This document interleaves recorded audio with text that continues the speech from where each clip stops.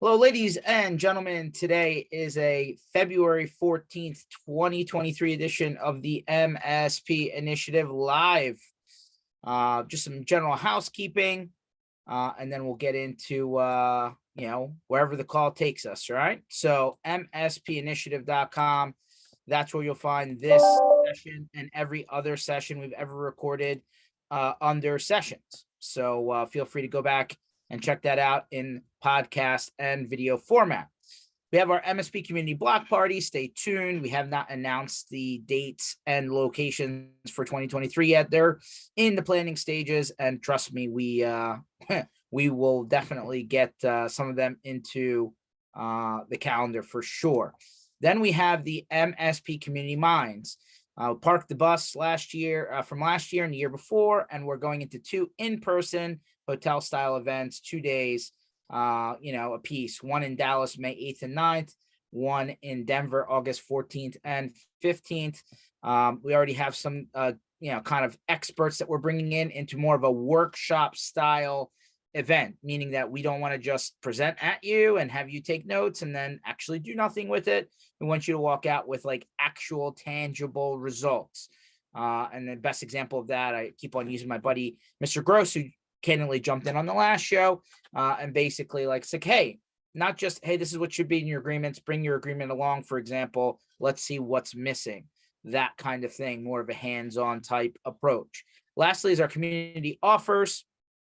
We have 3 right now, more are coming, but effectively these are just companies in the community that threw some special offers out there, and here we are. So there it is, the housekeeping, if you would. And here we are 2 days after the Super Bowl. And welcome to MSP Initiative Live. Our special guest today, Jason from Mission Control, joins us. Jason, how you doing today? I'm great. Happy Valentine's Day to you, by the way. Yes. I lost Valentine's Day in the calendar because I was so fixated on the Super Bowl. So yes, happy Valentine's Day. You got the right color. Although the Chiefs won and I'm an Eagles fan, so red's on my blacklist at the moment, but that's okay. I can go change, but I guess you weren't happy with that fourth quarter.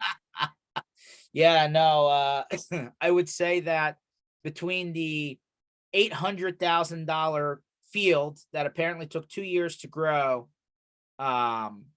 being absolutely an ice skating rink, and you call the game for 3.5 quarters one way, and then all of a sudden you change and you decide to flip the other way at the end. I would say that wasn't good for the NFL as a whole. That wasn't good for the people watching the game. Like they make Disney sports movies on the end of games, right? Like they work backwards from those moments. I wouldn't end a game like that, but I digress. I'm just one man. And here's another man, Mr. Keith Nelson, which I'm sure has plenty to say. Go ahead, Keith. Let me give you a little bit of an opportunity to just put it all out there. Go ahead, my friend. I think you argue the wrong point. It was a penalty. Hey, listen, I'm not saying penalty or no penalty. I'm saying the consistency of how you call the game. That's right. And so you're going like either way, because the refs have been horrific this year and the commissioner is on drugs thinking it's the best year of officiating ever. You have this disconnect. And that had been going on all game. I could list 3 other times. There were helmet to helmet hits that didn't get called. There were hits. We go on all that, but just saying, I could list 3 times earlier in the game when that defensive back held that receiver. And I think it's important for referees to call that at the beginning of the game to establish how they're going to call the game and kind of set the parameters of officiating. I agree. It's about consistency, right? I mean, the best way I think it was said so far, and trust me, I'm still behind on all of the post-game commentary, and I actually didn't watch the TV version of the Super Bowl because I was there. But the best way it was explained to me was, if you're driving 5 miles over the speed limit, is it technically something you can get pulled over and cited for? Yes. Should they? No. You know what I mean? Like, you need to be consistent with how you do things, and there was a lot of inconsistency. Now, we know a bad form, to quote LeBron, whose entire game is around trying to draw a foul to extend a game. And had LeBron been the receiver held, he'd still be flopping on the field. Well, but that's the point. Like, that receiver had been calling for flags all game long, and that play, he didn't even call it. He didn't even complain. So anyway, LeBron was there. He stirred up the crowd. I don't know if you saw the video clip, but I have it on my phone where he basically like crowns himself, in the stadium. And I was like, well, that's a little bold, but okay. No. Not a LeBron fan, but that's just my own personal preference. I know you're. I'd rather you explain to me the short yardage plane. Which one? The one that the Eagles run consistently, and how's that not a chop block? Well, apparently the rules committee of the NFL, and again, maybe I should switch into maybe I should, as a side hustle, be a sports commentator reporter guy. But the rules committee of the NFL is meeting, I think, in the next week or two, and this is one of the topics that have been brought up for discussion on that specific play. Right. So as of right now, it is a legal play, but they can make it an illegal play. By banning it. I think it's an uncalled illegal play. I'm not talking about the pushing. That was clearly allowed by the rules committee. But in basic NFL rules that have never changed, you cannot engage an inside defensive lineman below the waist and have any exterior lineman hit him above the waist. That is called a chop block. They haven't called it all year. So again, well, we can talk also about last year the NFL gave the Rams a Super Bowl because they built a new stadium. That's right. I agree with you there. How did, in the modern NFL era, no team play in their own building, let alone, not just win it, but play in their own building? And then in 2 years back to back, it happened twice. And horrible calls in the playoffs that gave the Rams a game, and then in the Super Bowl. Yeah. And so I really think what the NFL should, personally, I think NFL officiating has declined since they made them full-time and gave them a raise. And if you're going to be doing a job, you should be reviewed. And I don't see a good peer review. And the analysts they have on TV are inconsistent as well. There should be constant review all the time. And what's a catch? I've been looking, and I still don't have a definitive answer on what a catch. On today's standards and the standards in effect at the time, Des caught it. Period. Mm-hmm. I don't envy any of the refereeing positions that have to ref a final or, a Stanley Cup Game 7 or any major deciding. Like, that's a tough spot to be in. But I think in all sports, the refs do need constant review. And I think it's declined in almost all sports over the last few years, just because they're getting more technical. There's more technicalities. But hold on, not to go Tim Donaghy on you, but sports betting has become more widely, allowed in the greater North American region here. You literally here in Pennsylvania or New Jersey, take your phone out. They give you $500 credit to start. I'm not a big sports betting guy. I'll make individual bets just because I like to bother people, but that's just for fun. I'm talking about the actual sports books. You don't even have to walk into a place anymore. It's all electronic. So I don't know. Seems interesting. I don't want to be one of those crazy conspiracy theory guys, but I will tell you that it seems a little out of place. That's all. Someone's been telling you all year and you ignored them that the Russians have taken over officiating. And you caught me on that. Fair and balanced commentary from one Keith Nelson. Yes, absolutely, 1000%. I think we were robbed from a great ending of game. I as an Eagles fan, I don't think we had a fair result there. I'm not saying who would have won it or not, but I would have liked to have seen the sub 2 minute attempt. I mean, that's what it's all about. That's the hero play that you always want to see what happens when person that with the last person the ball in their hands does. But I digress. It was the continuation of the Fox curse. What's the Fox curse? Every time every Fox analyst picks one team in a playoff or Super Bowl, they lose. And Barry Bradshaw even said that because he picked last. He goes, I hate to curse the Eagles, And if you watch the replay of the pregame show, and and it also broke the win the toss curse. So Yeah. it was kind of an interesting game in a lot of ways. And the only credit I'll give Kansas City is Andy Reid makes some damn good adjustments. And since my team sucks at adjustments, I'm overly jealous. Okay, I'll give you that. How do you hold the Eagles to 0 sacks? Because the people who would sack you can't actually plant their foots and turn because the field is so bad. They're slipping as they're trying to actually move forward. Oh, and some of it's blocking schemes and play calling and they actually just came out with it. They said that the Eagles players slipped 38% of the plays.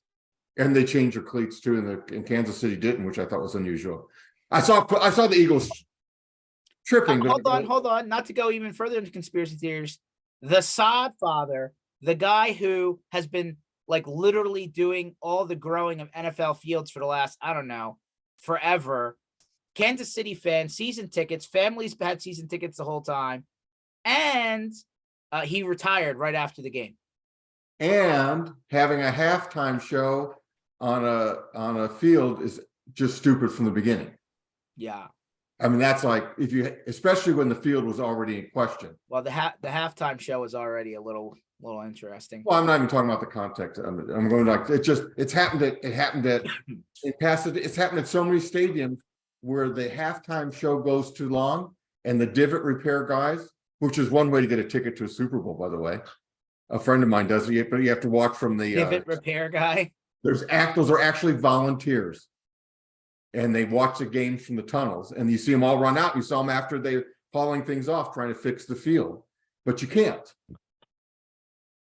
It's either a football game or a rock concert. But the billion dollar weekend, and they can't get the field right. Okay, well that just goes to show you there's no DR strategy for a bad field. What do? Cancel the game? Don't think that's going to happen. But I digress.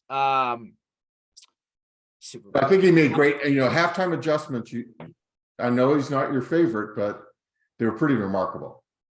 He did some really good things at halftime. For a guy that couldn't do that here for 14 years and had bad clock management, and you know why? You guys have cheesesteaks. He likes double cheeseburgers.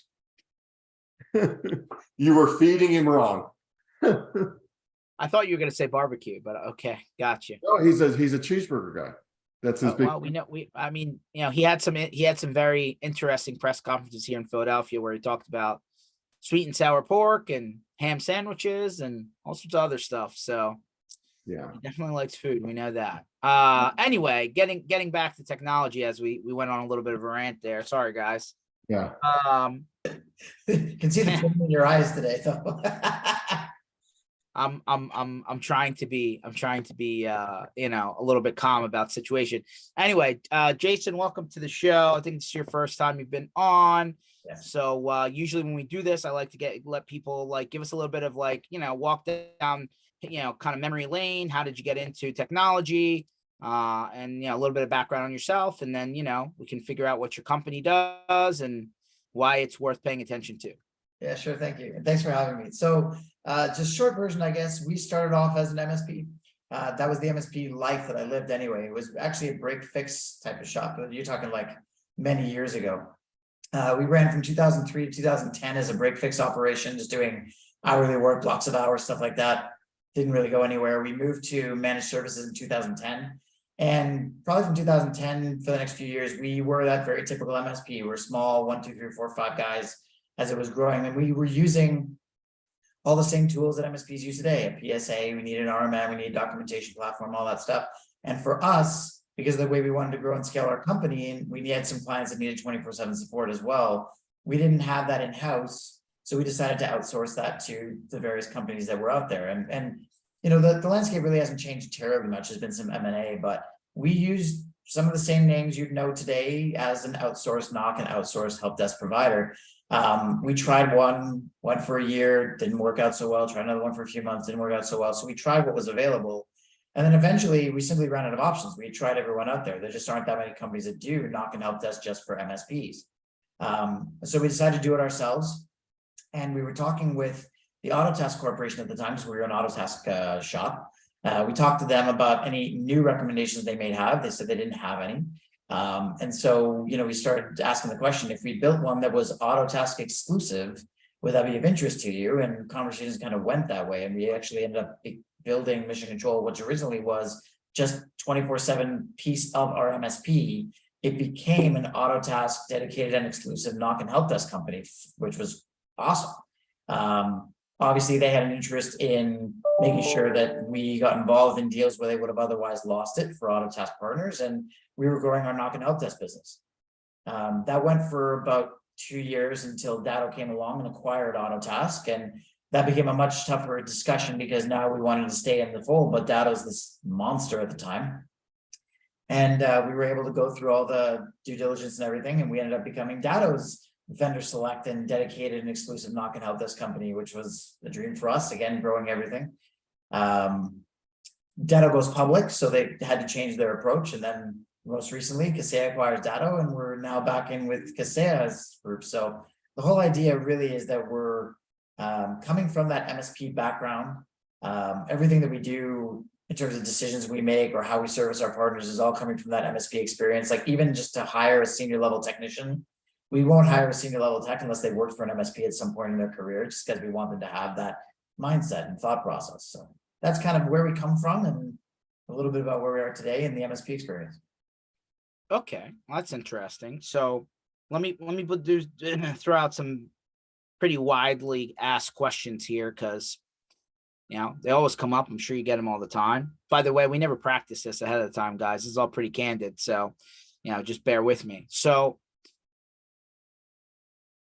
outsourcing the front lines, right? Help desk, especially because that's customer facing. I think NOC, if it's not customer facing and the customer doesn't realize what's happening underneath the scenes, it really doesn't matter, right? As long as the work's getting done, they don't really care how, as long as it's not being done incorrectly. So I think that's a little bit different, right? But when you're outsourcing like the front lines, right? Like, like your customers actually communicating with somebody in real time. If it, that's where things could maybe fall off the rails to some degree, right? So I think part of the problem that I've experienced personally in the past, not with Mission Control, just saying generally, because there's a lot of companies out there that do this, is, whatever the information transfer is between an MSP and somebody they're outsourcing the front lines to for help desk seems to sometimes not go well. And then all of a sudden, what could turn to what should be something that takes minutes. Let me give you something simple, right? Somebody calls in and their Office 365 password's not working. Need to have it reset. Should be a pretty simple thing, right? 5 minutes, right? In and out, no big deal. When that turns into 25 minutes, all of a sudden your end customer gets frustrated. Like now they're salty that it's something that they expect to take a very short amount of time is just dragging. Like all of a sudden there's information being looked up, and then like that creates potentially a bad experience. I know I created a very simple idea here, but that's one scenario. And then another scenario is just a simple identification of the customer calling in, right? Like you're obviously if you have a lot of MSPs that are outsourcing help desk to somebody like you, and their end customers obviously quantify underneath of them, like that beginning part of every call where it's like, well, who are you? And do I have enough information to actually field the call? And then like, I'm going to give you one last thing and then I'll let you kind of reply. But, when things go through, the help desk, usually they're trying to handle, I would say generally like the easier requests, let's call it level ones type things, right? And when those things get escalated back to the MSP for whatever reason, then all of a sudden it's like, well, then why did we even do this? So these are like the top 3 things that come to my mind sitting in here thinking, well, why would this work or not work? Here are 3 things why things don't work in this type of arrangement. What do you got for me? Okay, so there's a lot in there, but they're fantastic scenarios because they're so real, right? And I kind of want to go through each one because they're different in terms of like how we handle it and what we're doing to improve and all those kinds of things. So let's take a password reset for Office 365 as an example. No question, If an MSP can do it in 5 minutes, we're going to do it a little bit longer because we're not living in that MSP's documentation. Mhm. And that's really the only difference in that scenario. They already have it open because that's all they work with. The MSP is working within their documentation. They know their customer. We take in that ticket. We recognize it's for that MSP. Now we got to dive into their stuff and then we can do the work. Office 365 is so commonplace these days. That's really the only difference. So that would probably only take a couple of minutes. But to expand on that, there might be scenarios that still would be requiring, let's say, a little more read into their documentation of things we might not be aware of that, again, the MSP inherently knows because they're servicing their clients and we service a greater volume, right? That it tends to be, that's usually the only difference. If it's line of business specific, maybe a different story because we haven't touched that application every day and they have, but most of it's around getting into that particular MSP set of documentation, making sure we have what we need, which takes us the extra 2-3 minutes and moves along. If you have experienced, good skilled technicians, that should be the only difference in that case. Makes Okay. sense? No, I got you. I mean, it sounds all great, right? And like, if I were to talk to every MSP on the planet and say, look through your service ticketing system, hopefully you have one. Hopefully there's still not people doing just email or Excel or something, but they're out there, I guess. Look through your service ticketing system and give me the top 10, 15, 20 reoccurring requests, right? Just the ebb and flow, day to day, basic stuff that just pops up all day, every day. And like, give somebody on the outside enough that they can just go through that on the fly. And I'm sure you could probably name 5 things off the top of your head, right? Office 365 password reset was like so simple and so reoccurring. It's the first thing I thought of, but it could be something simple, right? Like, hey, my Outlook is not loading, or hey, my computer's slow, or Sure. whatever, right? It could be a bunch of But those things. I think, sorry to interrupt you, but I think the examples you're giving, they're commonplace stuff. Like Microsoft Office is commonplace, Office 365, Active Directory. These days, Azure AD is commonplace. There's, SharePoint stuff. All those things, if you take a look at most MSPs and their clientele, you're going to have 1 or 2 or maybe 3 in a customer of theirs line of business application, but the rest of it's all standard stuff. When people ask me about documentation, they ask, okay, what do I need? Do I need to have everything documented? I'm like, if you can have everything documented, that's great. But for us, we have a lot of senior level people. What we need are where to go. So like URLs or IP addresses or whatever we got to get to, credentials so we can get into those things when we get there. And the last one really is the line of business gotchas, right? The special stuff that for that industry, for that customer, that we need to know these particular things because you've been doing it for years and the 1 or 2 things that happen to that program, we won't. But the rest of it, setting up a printer, I don't need documentation for that. I don't need documentation for password resets in Office 365. We do that every day. So again, with a good group of skilled technicians, the only difference should be the time it takes to get into documentation and find the pieces that you're looking for. Okay, well, that's fair. And I would say, depending on who you talk to, you'll get a little bit different of a response based on how deep the documentation needs to go, but that's fair.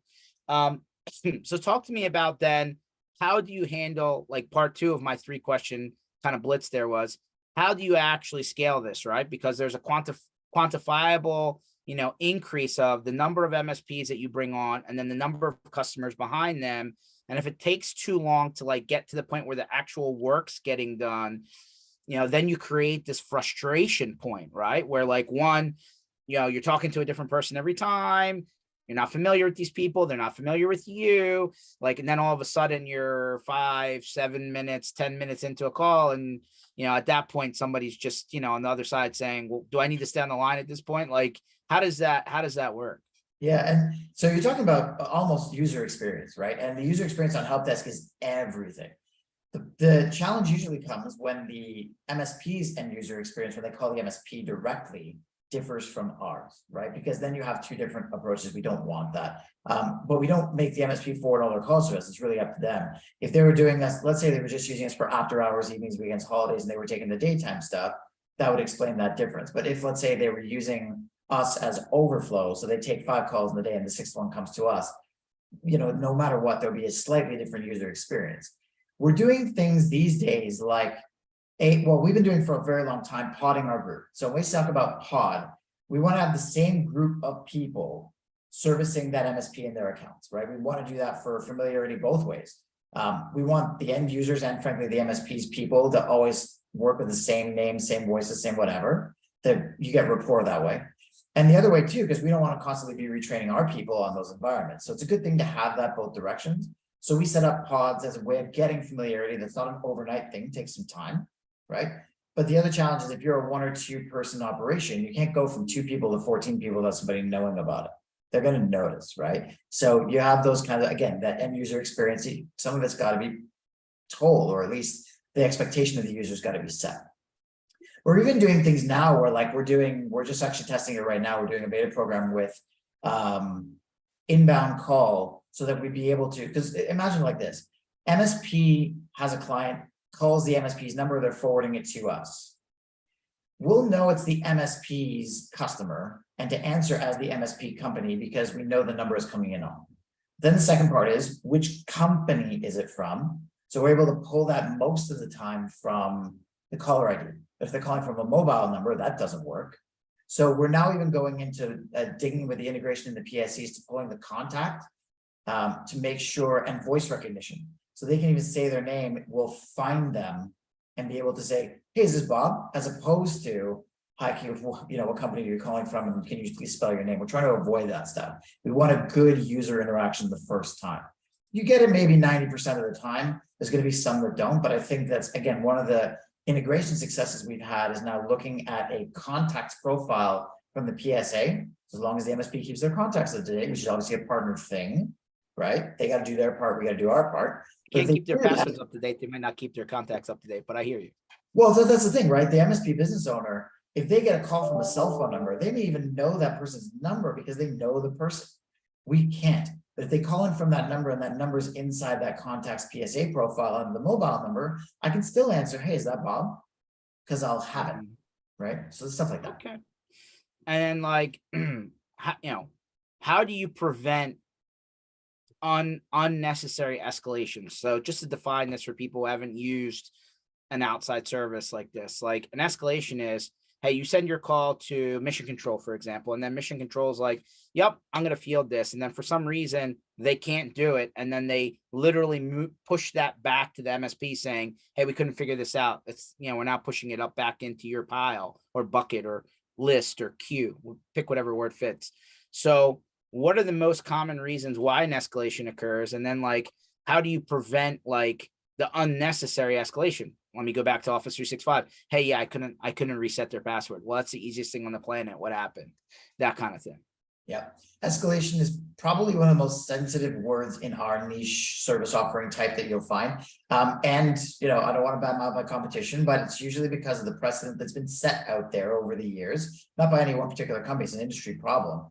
Because escalations, especially for those that haven't used the service before, escalations have tended to be a one-way street and they've been permanent.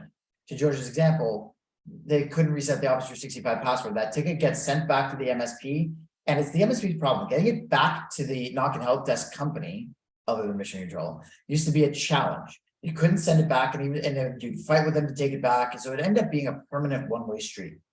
So what we've done a couple of things. Number one, we've changed the game with respect to escalations in the way that it's done because of the integrations with things like Teams and Slack for communication. So we're allowing real-time communication with the MSP through phone, email, text message, and now Slack and Teams. The other thing too is that the integration with PSA was massive. Because of the integration that we built, we're now able to send tickets back and forth just by using the resources of the PSA as if we were a staff member. If we can't find something in documentation, let's say, and it's something that we need to continue or maybe there's no password documented, we're stuck, right? So let's use the example of an Office 365 password reset. It's the most easy one to use. I go into documentation and the admin log into Office 365, that password isn't there. I literally can't continue. The next step is I need to follow my escalation procedure, but to us, an escalation is the start of communication. So let's say it says message on Teams and Slack, and let's say they're on lunch. So I send a message, nobody responds. I send a text message, no one responds. I call, nobody answers, I leave a voicemail.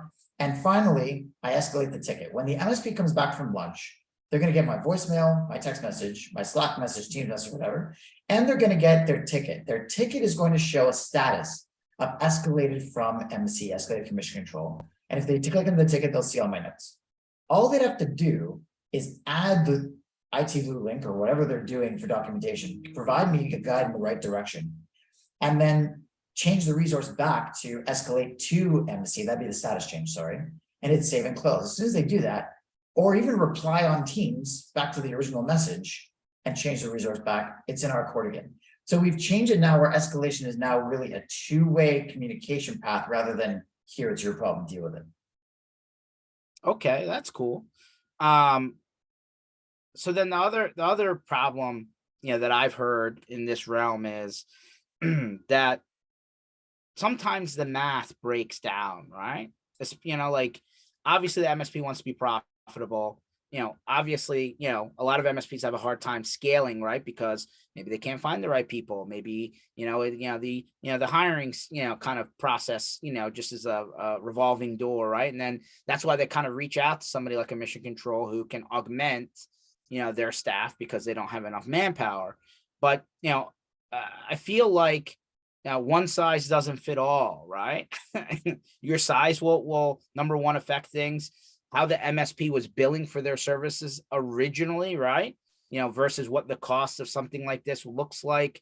So like, how does that work in terms of how flexible are the options?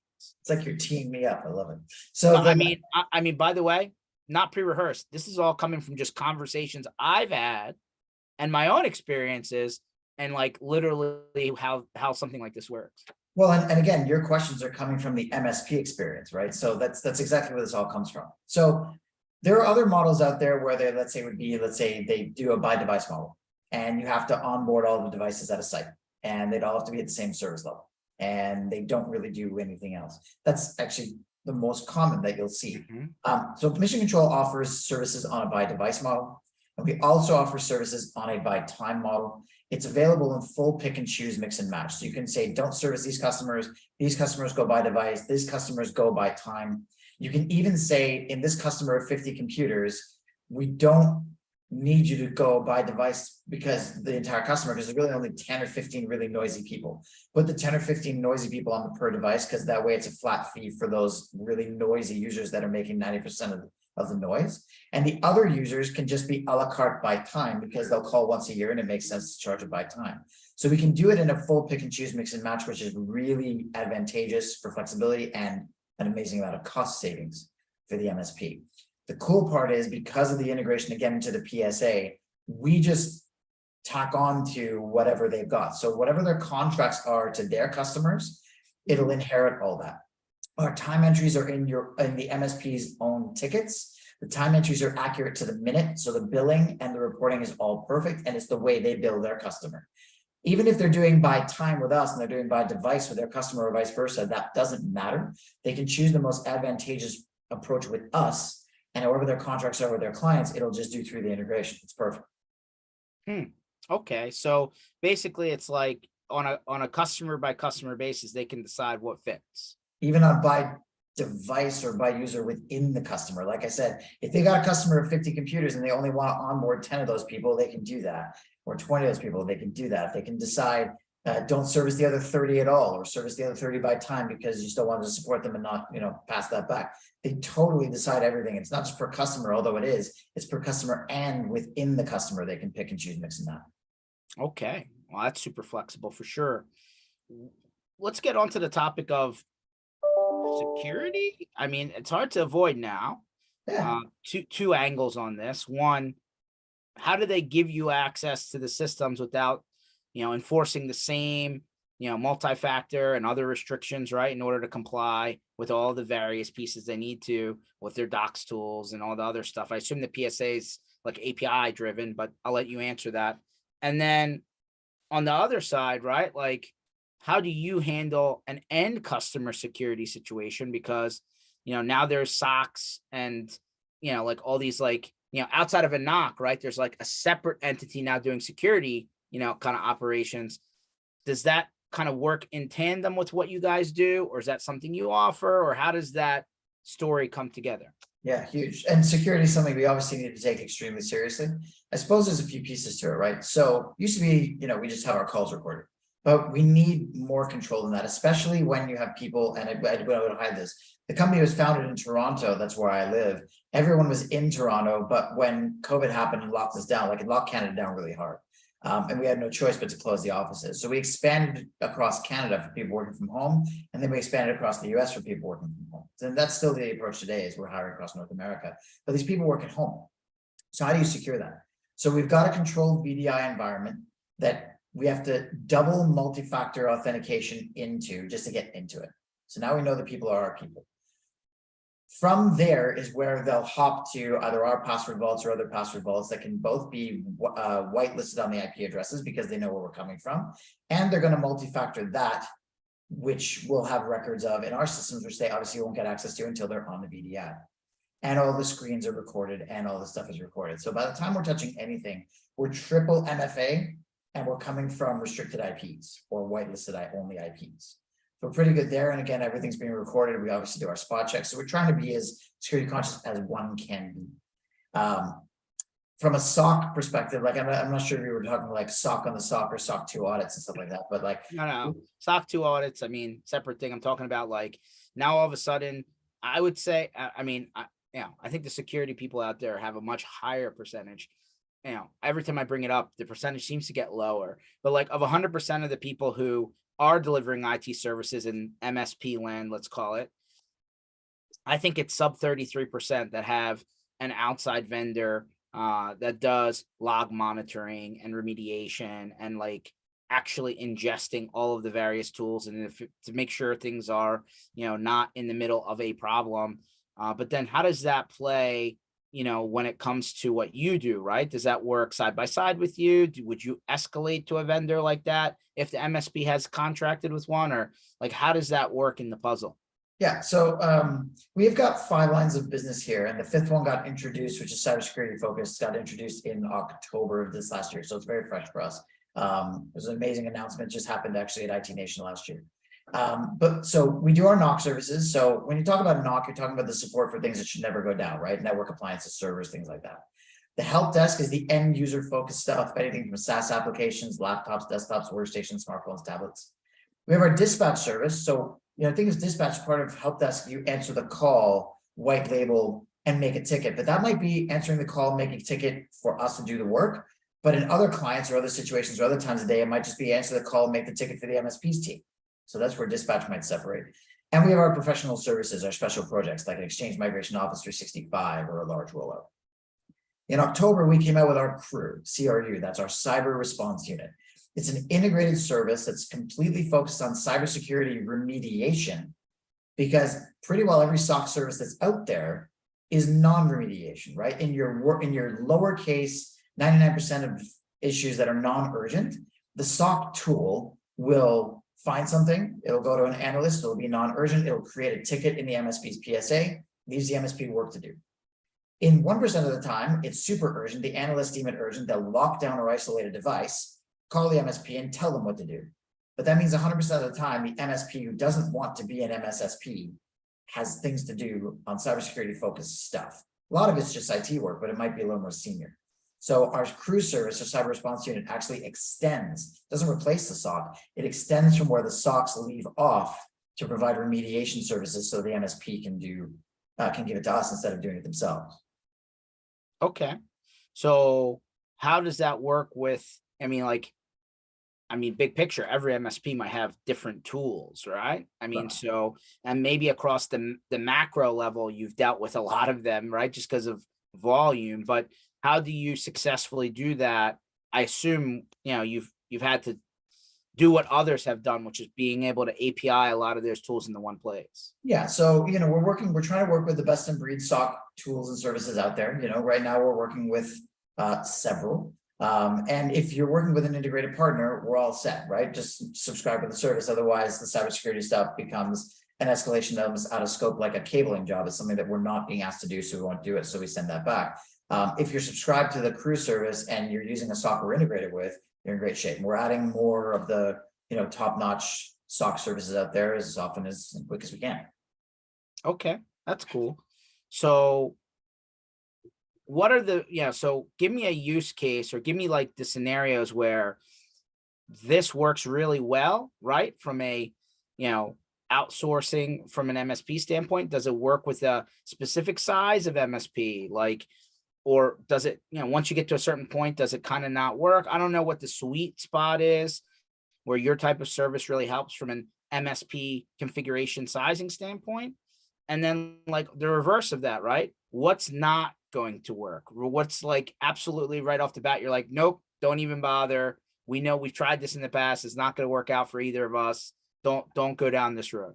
Yeah, we have some of those. So on the most part, the sweet spot, I would say, tends to be between 3 to, let's say, 15 technicians on the MSP staff. We have a lot of one-person companies and two-person companies. They just tend to be less mature in their operations and processes, right? And sometimes we have to help them with that kind of stuff. The larger the MSP, so once you get into 20, 25 technicians, they will tend to staff that in-house. They just tend not to need us. But even still, they might use us for one particular client or one particular need. Again, with the pick and choose, mix and match, they can really decide what they use us for. So because you can scope it so specifically, even a larger MSP can use us for a piece. But it tends to be something like that. We definitely require them to have a PSA that we can integrate with. If they don't have a PSA, much to your point earlier with, they need a PSA, and it needs to be one of the PSAs that we integrate with, because we want to be able to show everything that we're doing, right? We work with the MSP's ticket. So they will see every time entry, every status change, every note, everything we're doing in their own ticket as we're doing it. If they don't do that, the billing isn't proper, the reporting isn't proper, they're wondering where our value is, they can't see it, and we don't want them using our ticketing system, they should have their own. So it tends to be, if they don't already have a tool stack, when I say that, I mean PSA and documentation at minimum, RMM would be really good. That tends to be the minimum requirement for the integration pieces. And just willing to not be in control of every little thing, because if you are, and you start to use a service that we have our own SOPs and we want to work with yours, but we want to make sure it's a team effort as opposed to a dictate. It tends to be a lot better when it's a win-win. We always say we're not a vendor, you're not a client, it's a partnership, and that's really the approach to go into it with. Okay, that's fair. So at what point is there, and maybe I'm getting too far into the weeds, but okay, it's like a lifting up the hood of the car. That's fine. That's fine. So end users, yeah, like everybody else, right? Sometimes there's good ones, sometimes there's not so good ones, and everybody has a personality, and sometimes those personalities don't work well, right? They clash. So, when you get into that type of scenario where, like obviously the worst case scenario is a customer calls and says, I don't know who you're outsourcing to, but either get rid of them or I'm getting rid of you, right? Like that's the worst possible scenario in this case. How do you prevent that from happening? Okay, so good question. And it tends, to your point, it tends not to be a technical conflict. Somebody didn't know what they were doing technically. It's usually a personality thing. Ours, theirs, or both, you never know. But so two things. If it's not a let them go or let you go versus I don't want to work with this person again, because we pod our team, we talked about the pod earlier, it's easy for us to switch a person out. So then we're not changing the entire relationship. The client success account managers that you'd be working with over here, their job is to ensure your success with us. You would talk with them, just say we need to swap out this person, then consider it done. We never argue those points. It's something that we just figure is a personality conflict and we need to fix it right away. When it's let the company go or we're gone, the last thing that we want to do is negatively affect a relationship that an MSP had built and maintained for years. That's not the point of what we're doing here. Our job is to make it look good, right? When that's not happening, if that's not happening, again, you can always, because we're pick and choose, if it meant letting us go, let us go. But if it meant that just that one customer, you can always just have us not service that customer and we can keep everything about the rest of the relationship intact. Obviously, we hope it never gets there, but we do have ways to make it happen. Okay, cool. So this is, I think for some reason, you said earlier, right? You kind of, I feel like all good, vendors kind of pop out of a need in MSP sandbox land. But it seems like, I don't know, the options may have shrunken down over the last 2, 3, 4, 5, 6 years. Yeah. I don't know if it's because they've been acquired or they've, merged or whatever, but I seem to feel like maybe about the time, you said, kind of following your timeline at the beginning of the call, like 2015-ish, there's, between, from then until now, I felt like there were more companies offering this into the ecosystem than there are now. I guess big picture, is it because they couldn't scale it? Was it just straight up they got gobbled up and that's just how what's happening at the top end? Or like, why is that happening from your perspective? Yeah, I think so. We seem to be one of the only companies that's still standing apart from the big either publics or the big merger and acquisition takeover stuff. In the top three cases that come to mind, they've all been acquisition. And that leaves a sour taste in a lot of people's mouth when the acquiring company is not the one you want to work with. And so we've been fortunate on at least three of these situations where they're like, okay, we need to make a change. Mission Control, are you owned by anybody other than yourselves? No. Okay, can you work with these systems and integrate with these systems? Yep. Okay, let's talk. And then those conversations really just go that way. So we've been fortunate, I guess, because of the M&A around us, and we're independent. We're not owned by any of the big guys. We're all self-owned. So any concerns? Like you did mention, like you kind of got kind of pushed along with the current, right? First it was Autotask, then Datto, now Kaseya. Like, what's the story there for anyone that's concerned about that relationship? Well, I think you're only going to get introduced to, so we're not exclusive with Kaseya. In other words, you don't have to be working with Kaseya if you're on. So just to give you an idea, for the 4 PSAs we integrate with Autotask, Datto, Kaseya. We integrate with Kaseya BMS, Kaseya. We integrate also with ConnectWise Manage and with Synchro MSP. And we're adding more, like Halo will be added later this year, and we're adding others. So you don't have to be a customer of any of the big guys. If you're already in talks with your rep from company X and they recommend us, that's nice. And it ends up being a family win for them, a family win for us. If you're coming in and you don't have any of these products right now, we're not going to guide you in one way or the other. We're going to say, here are the options you can work with and choose. So I don't think you should have any fear of we're exclusive. We were Autotask exclusive at the beginning before all the acquisitions, and the acquisitions came and they weren't exclusive with us. We weren't exclusive with them. It was just, they pushed us because they felt we were doing the right thing by their clients and we were all having success by it. Okay. That's a fair answer. So like moving forward, like obviously you've painted a picture of right where this scales. Is there certain, types of customers that you won't deal with from on the other side of the MSP? Or is it just everybody's fair game? We don't, no, there's no niche industries or anything that we won't work with. The only thing is we do have a couple of restrictions on certain industries can't be serviced on the by device model. So as an example, hospitality in a restaurant. I can't do the by device model there because 20 people will use 3 terminals. It's just an example, but I can still absolutely service that customer on our time-based model. So it's not a no, it's I just have to do it this way. But there's not a single industry that we'd say no to. Okay. And then how does this work from a time basis, right? Is it do you have to commit to a term, 1 year, 2 year, 3 year? Is it month to month? Like, how does it work?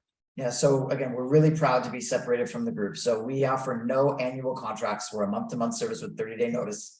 We have no client minimum. You can have us work with one client or several, and we have no onboarding fees. We don't even charge just to get started for that onboarding process. So it's pretty good. I'm not sure if I answered the question. No, that's definitely the question. Now, I know a lot of people, just, I don't know, every relationship's new when you're going into it. We don't know whether it's going to work or not, right? So, a little bit hesitant to go into I'm going to sign for a term and then find out that, it didn't work out, right? Or subsequently, customer disappears on the other side. Right. Everybody's billing slightly differently, right? Yeah, it happens. So there's no term here. We have a little minimum to get started, but it's really just about let us earn your business and keep your business, and it's really about having as low risk as possible to try this. We don't have a free trial because we have to go through all the integration stuff, but when you're not paying to onboard and there's no annual contract to lock into, we feel it's pretty fair. Okay, that is fair. So Bruce pops in and says, how do you keep your techs focused on clients when they get into a us versus them mentality? It's an interesting question. I'm trying to think what that means. Us versus them. Like, I'm trying to understand. Like Bruce, I don't know if you want to mute and give the scenario. The way I take that is, techs are like, yeah, this end customer is, an idiot, right? It's like, like they're the ones that call in and say, hey, my cup holder is broken, and they're like, what are you talking about? And they're using the CD-ROM or DVD players if they're still out there. There's a couple of there. I know I'm trying to be tongue-in-cheek here, but like, bottom line is, what if on another more realistic standpoint, what if the customer's like, no, just do what I say, and then the tech's like, yeah, no, I can't do that too, right? Like, think of it as I need to install this application, right? But maybe you have restrictions about who, what applications get installed, and now you get into that scenario. I don't know if I phrase that right, Bruce, but that's how those are the two funny parts that I take it. Yeah, no, what I'm asking about is, it happens just inside a regular MSP where, like, life would be great if it wasn't for all these clients that kept calling and blowing up my phone or blowing up my PSA, right? That type of mentality. How do you keep the techs focused on giving good customer support and good client support? Because you don't have happy clients, you don't have any clients. Yeah. So I would say the industry exception mission control. The industry is the direct to tech model, and a lot of people like that.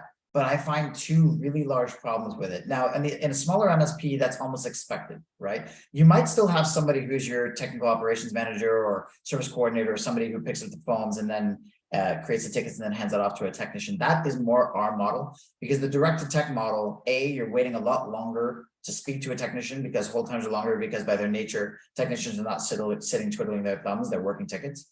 And the second piece is you're almost exclusively going to get a junior technician that answers that call, which might not be appropriate, which is just going to slow the process down and create frustration. We have a dedicated dispatch team whose entire job is to answer the call super duper fast, ask all the right questions, make the ticket in the MSP's PSA, and then based on the rules of whether we're supposed to service that ticket or not, etc., we would then work that ticket. That means the technicians are working qualified tickets that already exist, as opposed to taking in that initial triage, which to probably Bruce's point and several others that would agree with it. When you have the technician taking those calls and they get frustrated by the silly ones, that's not what we want, right? We want the technicians focusing on technical issues and that they're set up well to service them quickly. So that's how we deal with it differently. Yeah, I mean, let me go down that road a little bit. Sometimes burnout is real, right? I've often, I forget what article it was. It's been a little bit while now, but it's like mechanics, lawyers, insurance agents, and IT all in the top 5 of most hated industries, because people don't understand what's happening on the other side, right? If you take your car into the mechanic and it's like, well, this and this sensor are broken, you need to replace it, it's $3,800. You're like, what are you talking about?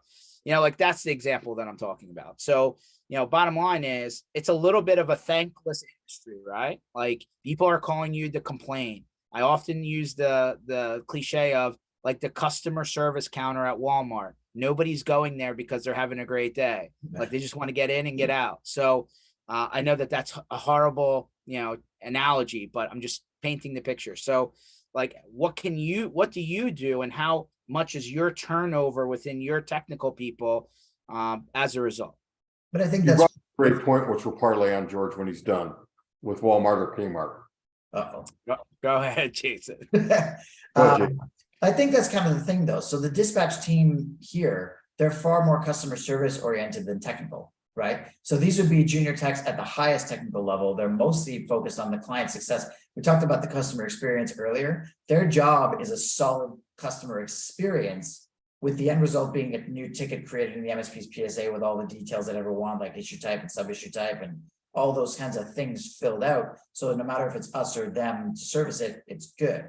By the time you reach a technician, if it's coming to us, we have all those details. It's just about, here's the issue solved. So I feel like from having that good customer service experience at the beginning has to be handled, it should not be handled by a technician, in my opinion. It should be a more client success or client experience focused person. That's why we do it that way. Go ahead, Keith. I would say, first of all, when you talk about people that price themselves with the blue light, or purchase from the blue light more than anything, you're going like, do not expect Nordstrom service when you were worried about nickels and dimes. So when someone says I'm the cheapest, you go, you're probably the cheapest for a reason. The other thing is, and I know this will insult a lot of your callers, and I've been known to do that in the past, we need to get off our high horse. We're just fixing friggin' computers, right? You know, we don't know how to do the job our customers know how to do. So there has to be some mutual respect there. So a guy calling in, you know, when I hear people, I'm going to fire that customer, my first thought is, why didn't you educate him better? Why didn't you help him understand his technology better? There are no bad customers. There's bad service providers. Just my opinion. You know, I think you just need to, it's like, we just fix computers. No one's going to, if I mess up my job for an hour, someone may not print something. I'm not saving lives. I'm not ending world hunger. What customers want to feel, in my opinion, is that they've reached someone that cares and is going to find the resources to help them and is kind and compassionate. No one's expected to know everything. Do you agree with that, Jason? What's your opinion? I think there's a lot of what Keith said that makes a lot of sense. I think there's obviously, you know, you've got your instant gratification that people have just come to expect the now. And sometimes it doesn't go that way. It doesn't matter who services it, right? But he's bloody right about not everybody's going to know everything, and people, I think, should have a little bit more patience if they can. There's obviously critical situations, right? When you've got hundreds of people down because systems are down, the tensions are really high. But when a user can't bold their font in Word, no, it might take a little bit longer to service because there's a fire to put out somewhere else, or that, you know, if they're dealing with a technical issue on a line of business application that's very, very, very specific, it might take just a little bit longer. And technicians aren't doctors. They're you know, they're called the computer doctors, but they're people. Beautiful. How do people get a hold of you, Jason? Where do they find out more about Mission Control and what the offerings are, or talk to somebody? Yeah, so I mean, I can put a couple of things in the chat here for sure, but definitely if you'd like to speak to us, I'll be one of the people that'd be happy to talk to you directly. The email address is launch@missioncontrolnoc.com. Hopefully you guys can see that. Actually, I think it only goes to the panelists. That's okay. They're listening. Launch@missioncontrol. Launch@missioncontrolnoc.com. Yeah, you can obviously find us on the social media platforms, but the best thing in the world is reach out for a conversation. A lot of these things, because they're pick and choose, mix and match, you end up being in a contextual conversation about the need. And the need, again, is very different if you're looking to have support for a client versus a bunch of clients 24/7 or just after hours, versus you just want us to overflow and you want to send us random things. And we can do all those things, but you know, the setup of that and the strategy of it is different. I love the strategy calls. So I would say launch@missioncontrolnoc.com, or just go to missioncontrolnoc.com, fill out the interest form, and I or one of the teammates will be glad to speak with you about it. Hopefully you've heard some good stuff today. Awesome. Appreciate everyone. Maybe by the next call, I'll be a little bit less salty about the Super Bowl, but probably not. This session was recorded. You'll find it at mspinitiative.com under sessions soon. Jason, thanks for joining us. Everyone else, thanks for jumping on. Again, Tuesdays, Thursdays, 1 o'clock Eastern time. And obviously we push these out there afterwards. Catch you on the next one. Jason, catch up at the end of it. Thanks so much, George. Appreciate it. All right, guys. See ya.